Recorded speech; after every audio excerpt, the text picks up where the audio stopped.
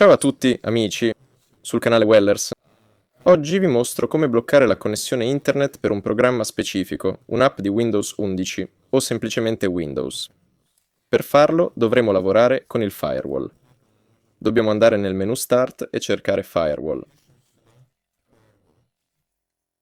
Ecco Windows Defender Firewall. Entriamo. Qui dobbiamo andare nelle impostazioni avanzate. Questo si può chiudere. Poi clicchiamo sulle regole in uscita. Come si fa correttamente? Regole, sì. E clicchiamo su Nuova regola. Qui selezioniamo il programma, clicchiamo avanti e scegliamo il percorso del programma. Ad esempio, voglio bloccare internet per Blockstrap.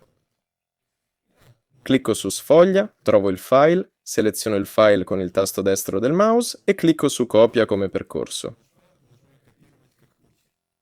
Chiudo e incollo qui. Rimuovo le virgolette obbligatoriamente e clicco su Avanti. E qui selezioniamo Blocca la connessione. Clicchiamo Avanti, Avanti. E qui scriviamo Blockstrap, ovvero il nome dell'app per cui abbiamo bloccato internet, così da poterla sbloccare in seguito. Clicchiamo su Fine e avete bloccato internet per la vostra applicazione. Questo è tutto. Mettete like e iscrivetevi al canale. Con voi era Wellers. A tutti, ciao!